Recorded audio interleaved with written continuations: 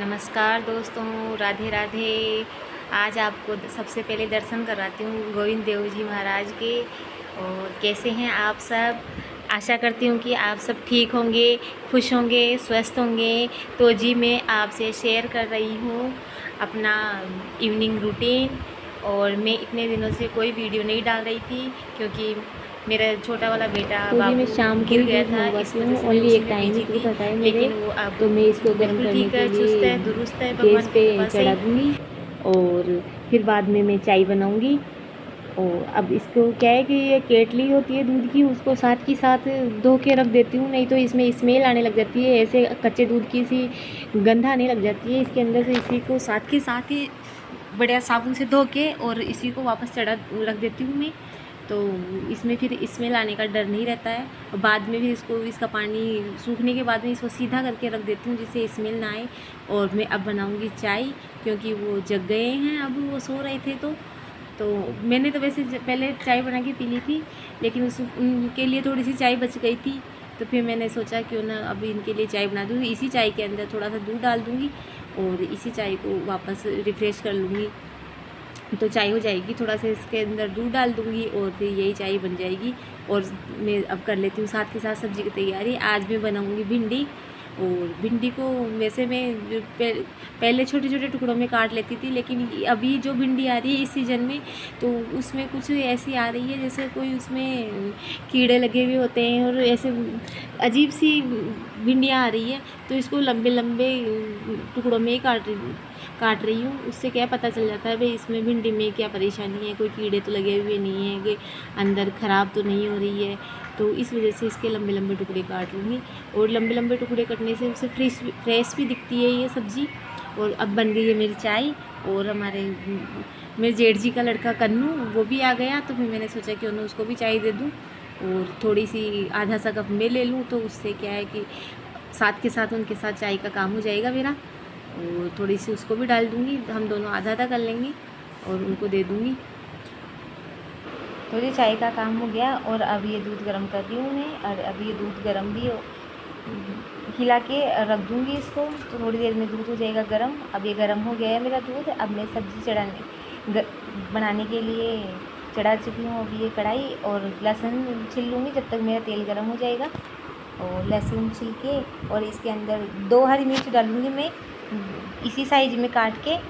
और इसी साइज में पतली पतली लंबी लंबी टुकड़ों में काट लूँगी हरी मिर्च को। और लहसुन डाल दूँगी, इसमें थोड़ा सा हींग डाल दूँगी और हरी मिर्च डाल दूँगी।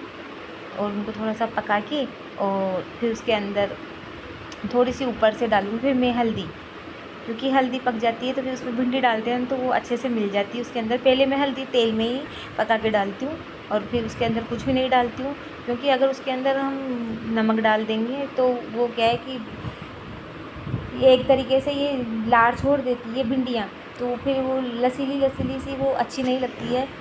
पता नहीं कैसी हो जाती है सब्ज़ी, वो फ्रेश सब्ज़ी नहीं रहती है, खिली हुई सब्ज़ी नहीं रहती है। इस वजह से फिर इसके अंदर फिर इसको धीमी धीमी आंच पे मैं पकाती रहूँगी। और उसके बाद फिर अब मैंने इसमें आटा छान लिया है साथ में ही। और जी मैं हमारे यहीं पे हम छोटी स्टील की परात होती है ना, उसी में आटा लगाते हैं, हमारे कोई बाउल में नहीं लगाते हैं। और हमारे इसी ऐसे ही परातों में लगाते हैं। इसको हमारे परात बोलते हैं, पता नहीं आपके क्या बोलते हैं, लेकिन हम इसी में लगाते हैं आटा। और थोड़ा सा नमक डाल के अब इसमें देख रही हूँ क्या है कि इसके अंदर हमारे क्या है पानी आ रहा था। अभी थोड़ा बारिश का मौसम चल रहा है तो थोड़ी सी स्मेल आने लग जाती है पानी में, मोटर चलाते हैं तो देख रही थी मैं, कहा कहीं स्मेल तो नहीं आ रही है। इस वजह से फिर स्मेल नहीं आ रही थी तो फिर मैंने यूज़ कर लिया पानी को, चलो यूज़ कर लेते हैं, नहीं तो हम यूज़ नहीं करते हैं पानी को, इसमें स्मेल आती रहती है। तो ये हमारा लग गया आटा। और फिर इसको थोड़े से इसको पकाने के बाद में मैं इसको ढक के पकाती हूँ। उससे क्या है कि थोड़ा सा मॉइस्चराइज़र बना रहता है इसके अंदर। ये सब्ज़ी आराम से धीरे धीरे धीमी धीमी आँच में और आराम से पकती है। भिंडी की सब्ज़ी को मैं हमेशा बिल्कुल धीमी आँच में ही पकाती हूँ, जिससे धीरे धीरे वो पकती रहती है और उसका टेक्सचर भी बना रहता है और उसका कलर ग्रीन बना रहता है। उससे अच्छी लगती है सब्ज़ी, टेस्ट भी अच्छा आता है। जैसे जो भी सब्ज़ी धीमी आँच में बनेगी ना, टाइम लगेगा, लेकिन वो क्या है कि सब्ज़ी का टेस्ट बढ़ जाता है उसमें, चाहे इसे मसाले एक्स्ट्रा डालो चाहे मत डालो, लेकिन धीमी आँच में बनाने पे वो उसका स्वाद ही अलग हो जाता है।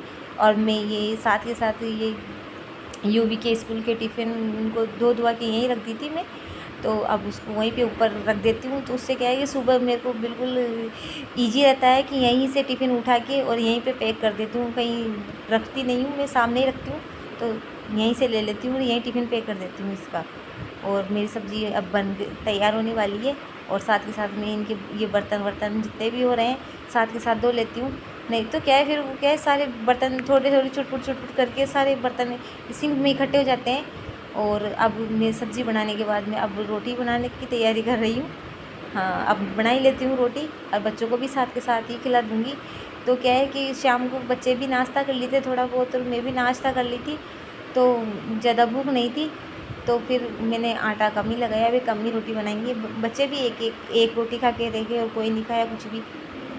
और अब मैं है ना रोटी बना के, और इनका फ़ोन आया कि मैं रात को लेट आऊँगा, तो तुम लोग बना के खा लेना।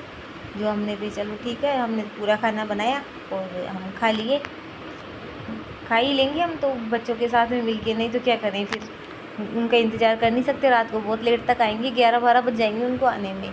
इस वजह से क्या करें जी भाई, हमारा धंधा ही ऐसा ही है, तो ज़्यादातर उनको ऐसे बाहर ही रहना पड़ता है, लेट से लेट आते हैं, तो बच्चों का ध्यान रखना पड़ता है, शाम रात को बच्चों को पढ़ाना लिखाना सारा ही काम रहता है, तो फिर क्या करें।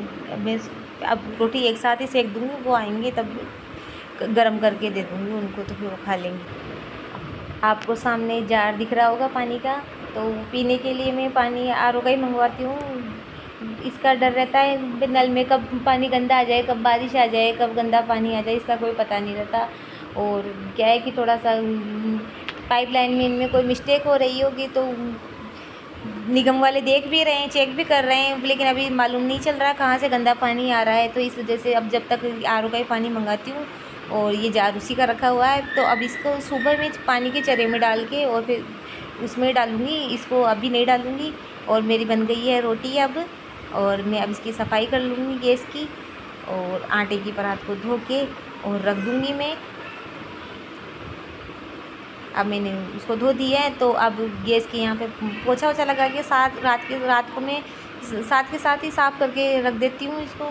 रात को साथ के साथ ही पोछा लगा देती हूँ, ये नहीं भाई बाद में बर्तन धोऊँगी जब लगाऊँगी, नहीं, खाना बनाते ही साथ के साथ गैस साफ़ करने का काम रखती हूँ, क्योंकि वो आटा बिखरा हुआ रहता है, ऐसे रहता है, तो मेरे को बिल्कुल अच्छा नहीं लगता। वो बारीक वाली सी चींटियाँ होती है, वो पता नहीं कहाँ से आ जाती है, ऐसी चींटियाँ सी हो जाती है, तो साथ के साथ में पोछा लगाने का काम तुरंत रखती हूँ ये, जिससे कि अब खाना तैयार हो जाए जल्दी।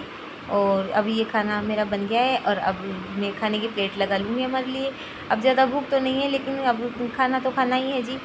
और फिर मैंने अकेला ही खाना करने के लिए बैठ गए हम, अब खाना खाने के लिए बैठी हूँ। बच्चों को खा पी के मैंने सुला दिया है, और मैं उनका वेट कर रही थी, तो फ़ोन आया उनका कि मैं लेट आऊँगा, तो क्या करें, अब अकेला ही खाना खाना पड़ेगा, और वो लेट तक आएंगे। अब मुझे तो नींद भी आने लगी है, लेकिन क्या करें, अब खाना खा के और मैं तो सो जाऊंगी। अब देखो वो कितने लेट तक आते हैं। अगर आपको मेरा वीडियो अच्छा लगे तो आप लाइक करें, सब्सक्राइब करें, और एक प्यारा सा कमेंट भी करें। तो दोस्तों, आपको मेरा वीडियो कैसा लगा तो आप बताएं, मुझे कमेंट करें। धन्यवाद।